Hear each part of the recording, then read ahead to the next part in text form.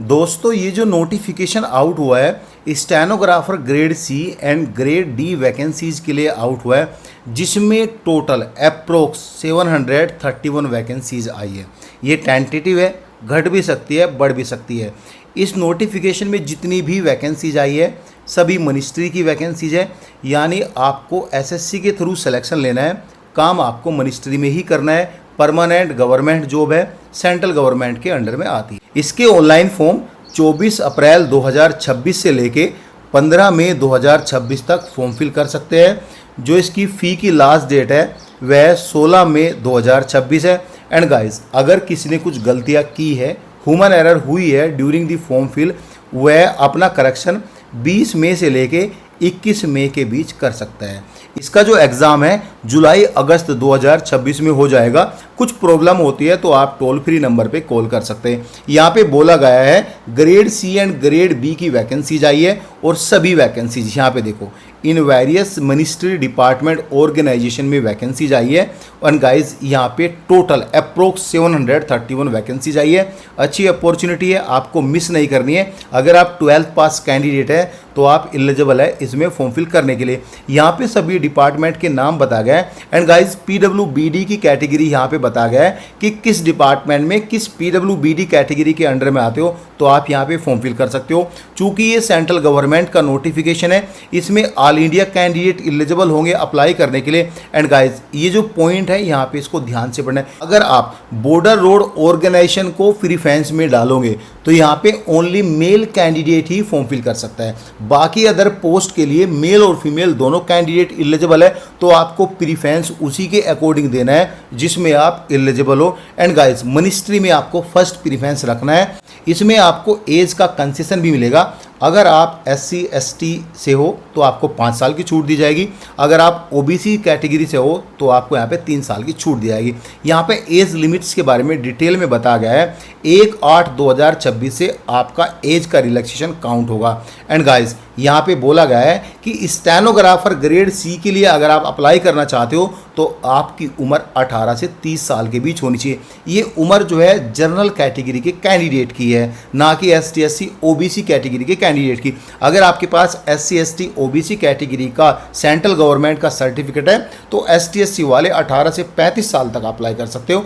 OBC category वाले 18 से 33 साल तक अप्लाई कर सकते हो। डेट कैलकुलेशन 1/8/2026 है। एंड गाइज ये भी बोला गया है कि 2/8/1996 से लेके 1/8/2020 के अगर आपका जन्म है तो आप यहाँ पे अप्लाई कर सकते हैं। अगर आप स्टेनोग्राफर ग्रेड डी के लिए अप्लाई करना चाहते हैं तो आपकी उम्र 18 से 27 साल जनरल कैटेगरी की है। ST SC वालों की यहाँ पे 5 साल और ऐड करके 18 से 32 साल हो जाती है। OBC कैटेगरी की 3 साल और ऐड करके 18 से 30 साल हो जाती है। आपका जन्म 2/8/1999 से लेके 1/8/2008 के बीच का जन्म है, यानी आपका डेट ऑफ बर्थ है, तो आप एलिजिबल है अप्लाई करने के लिए। यहाँ पे ये एज रिलैक्सेशन के बारे में डिटेल में बताया गया है, जो कि सेंट्रल गवर्नमेंट के अंडर में जो है यहाँ पे सब डिटेल दिया गया है। अब बात करेंगे इसके क्वालिफिकेशन के बारे में कि क्वालिफिकेशन क्या क्या होना चाहिए। इसमें एक सर्विसमैन कैंडिडेट भी एलिजिबल है अप्लाई करने के लिए। उनको ड्यूरिंग दी फॉर्म फिल आपका NOC सर्टिफिकेट देना होगा। यहाँ पे यही सब बताया गया है। एंड गाइज अब हम बात करेंगे एसेशनल क्वालिफिकेशन के बारे में। यहाँ पे कैंडिडेट मस्ट है पास 12th पास आपका होना चाहिए। जो आपका एज है वह 1/8/2026 न्यूली जो UP board, CBSE board, Bihar board and guys सभी बोर्ड के एग्ज़ाम कंप्लीट हो चुके हैं, इवन उनके रिजल्ट भी आ चुके हैं। तो न्यूली कैंडिडेट जो जिनकी मार्कशीट अभी नहीं आई है तो वह भी इसमें एलिजिबल है अप्लाई करने के लिए।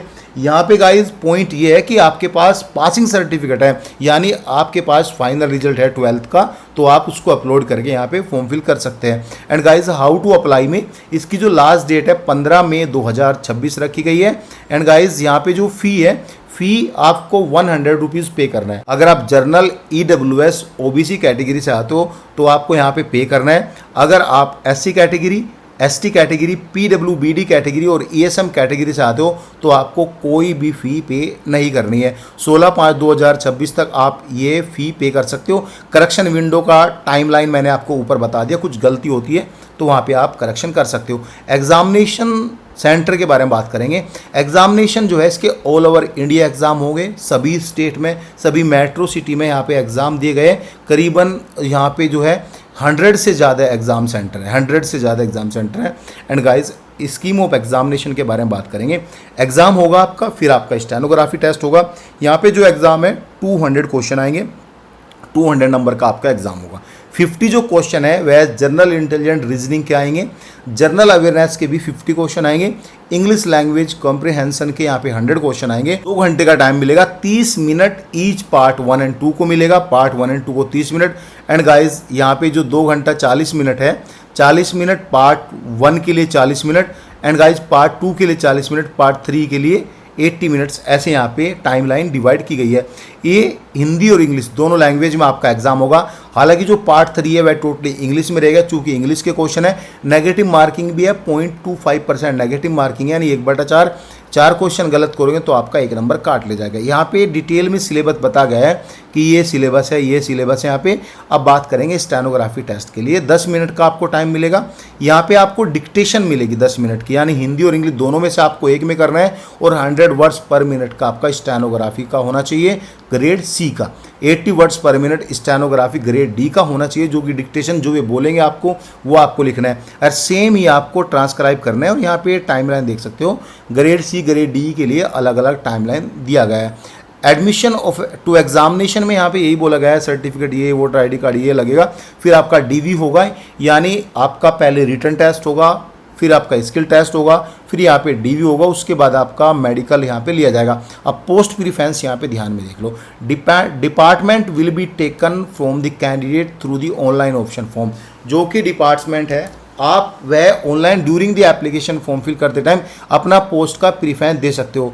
यहाँ पे अगेन बोला गया है, post in BRO have strength requirements of physical medical. जो बीआरओ में अप्लाई करेगा वह यहाँ पे फिजिकल भी देगा, मेडिकल भी देगा, यानी पीईटी भी होगा। ये सारी डिटेल यहाँ पे देख लो। लेकिन इसके लिए मेल कैंडिडेट ही एलिजिबल है, फीमेल कैंडिडेट बीआरओ के लिए एलिजिबल नहीं है। मोड ऑफ सिलेक्शन में आपको सीबीटी एग्जाम में मिनिमम क्वालिफाइंग मार्क्स लेके आना है 30% यूआर कैंडिडेट को, यानी कि 60 नंबर लेके आने हैं, क्योंकि चूंकि 200 नंबर का एग्जाम है।